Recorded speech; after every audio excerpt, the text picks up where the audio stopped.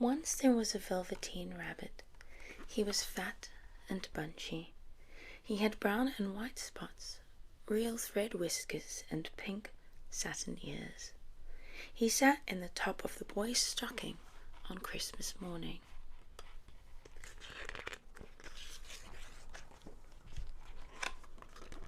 The boy loved the rabbit, but there were many other toys for the boy too.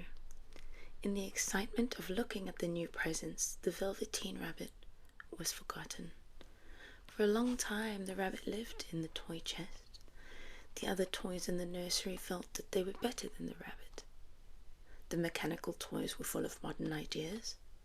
There was a model boat that liked to use big words and a lion with legs that could bend. The rabbit felt unimportant compared to the other toys, especially since he was only stuffed with sawdust. There was one toy that was kind to the little rabbit, and that was the skin horse. He had lived in the nursery longer than any other toy. He had belonged to the boy's uncle. The skin horse was very old, and most of his tail had been pulled out to make necklaces, and some of his coat had been rubbed away. But he was very wise. He understood all about nursery magic and often talked about being real. "What is real?" asked the Velveteen Rabbit. "Does it mean having things that buzz inside you and a stick-out handle?"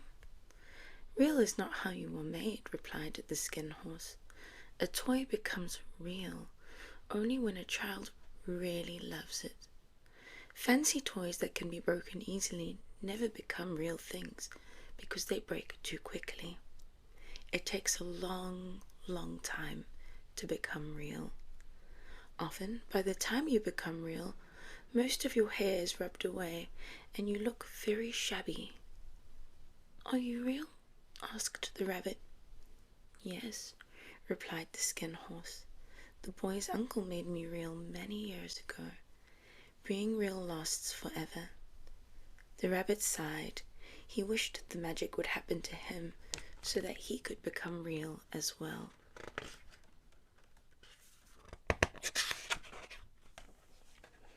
There was a person called Nana who ruled the nursery. She often came to tidy up and put toys away. One evening at bedtime, the boy asked for his china dog. Nana was in a hurry and couldn't find the dog, so she grabbed the rabbit instead.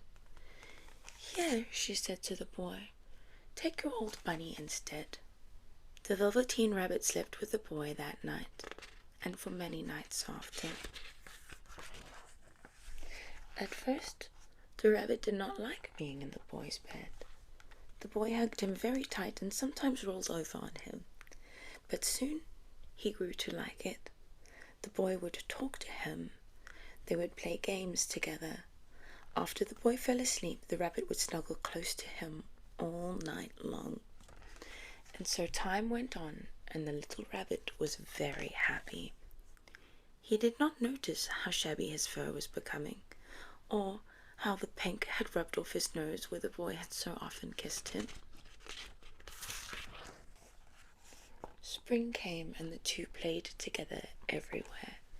They played in the garden and had picnics in the grass. Once the rabbit was left out on the lawn after dark. Nana had to go out with a light to find the rabbit since the boy could not sleep without him. When she finally found him, he was wet with dew and dirty from the garden. "What a fuss you are making for a toy," grumbled Nana. She wiped the rabbit clean with a cloth. "You mustn't say that," said the boy, sitting up in bed. "He isn't a toy. He is real." When the little rabbit heard that, he was so happy. He was real. The boy himself had said it. That was a wonderful summer. The boy often took his Velveteen Rabbit to the woods near the house. Before he went off to pick flowers, the boy always made sure his rabbit was sitting in a cozy place. One day, the rabbit saw two strange creatures creep out of the bushes near him. They were rabbits just like him, but these rabbits looked furry and new. They crept close to him, twitching their furry noses. The Velveteen Rabbit stared hard at them, trying to see where their seams and wind-up key may be, but he could see nothing. "Why don't you get up and play with us?" asked one. "Can't you hop on your hind legs like this?" He gave a hop. "I don't feel like it," said the Velveteen Rabbit. He felt awful, for he had no hind legs at all. The back of him was all one piece, like a pincushion. "But wild rabbits have sharp eyes." "He hasn't got any hind legs," called one of them, laughing. "And he doesn't smell right. He isn't a rabbit at all. He isn't real." "I'm real," said the little rabbit. "The boy said so." Just then the boy ran past them, and the two wild rabbits hopped away. For a long time the Velveteen Rabbit lay very still, hoping they would come back. Then the boy came and carried him home. Weeks passed, and the little rabbit grew very shabby, but the boy loved him just as much. And then one day the boy was ill. His face grew flushed. His body was so hot it burned the rabbit when he held him close. Strange people came and went, and a light burned all night. The Velveteen Rabbit lay under the covers without stirring, afraid someone might take him away if they found him. He knew the boy needed him. The boy was sick for a long time. He was too ill to play, and the little rabbit found it dull with nothing to do all day. But he waited patiently for the boy to get better.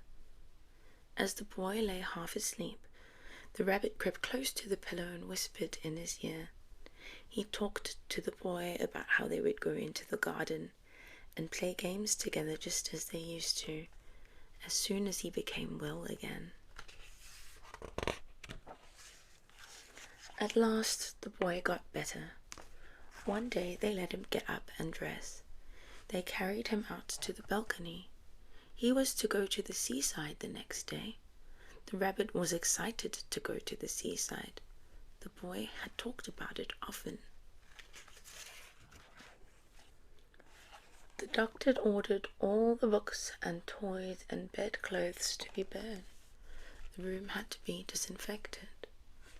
"What about his old bunny?" asked Nana. "It is full of scarlet fever germs," said the doctor. "Get him a new rabbit and burn this one at once." So the little rabbit was put into a sack along with the picture books and other toys. The gardener was supposed to make a big bonfire, but he was too busy just at that moment. He decided to take care of it early the next morning. That night the boy slept in a new room. He had a new bunny to sleep with. He was so excited to go to the seaside. He didn't think about his new bunny very much. While the boy was asleep, the rabbit was in the backyard, lying in the sack with the toys and picture books. He felt very lonely. The sack had been left untied, so the little rabbit peeked out. He shivered a little, for he was used to sleeping in a warm bed. His coat had become so thin from hugging that it didn't protect him from the cold. Nearby were some raspberry bushes. He and the boy had played there many times. He thought about those times and felt very sad. He thought of the skin horse whom he would never see again, and then a tear trickled down his shabby velvet nose and fell onto the ground. Suddenly a flower grew out of the ground just where the tear had fallen. It had beautiful green leaves and a blossom that looked like a golden cup. The blossom opened, and out stepped a fairy. Her dress was made of pearls and dewdrops. Her face was as beautiful as a flower. She put her arms around the little rabbit and kissed him on his nose. "I am the nursery magic fairy," she said. "I take care of all the playthings that children have loved and make them real." "Wasn't I real before?" asked the rabbit. "You were real to the boy," she said. "Now you shall be real to everyone." The fairy held the Velveteen Rabbit in her arms and flew with him into the woods. The moon had risen. Wild rabbits danced in the velvet grass. "I've brought you a new playmate," said the fairy to the wild rabbits. "He will live with you forever. Run and play, little rabbit." At first the little rabbit felt shy because he had no hind legs, but then something tickled his nose, and without thinking what he was doing, he lifted his back leg to scratch it. The Velveteen Rabbit had hind legs. His ears twitched by themselves, and his fur was soft and brown. He gave a leap of joy. He had become a real rabbit at last. When he turned around to look for the fairy, she had gone. Autumn passed, and then the winter did too. In the spring, when the days were warm and sunny, the boy went out to play in the woods. One day, while he was playing, 2 rabbits crept out to peek at him. One of them had brown and white spots and an expression in his eyes that seemed strangely familiar to the boy. "Why, he looks just like my old bunny that was lost," said the boy. But he never knew that it was really his own bunny who had come back to look at the child who had helped to make him real.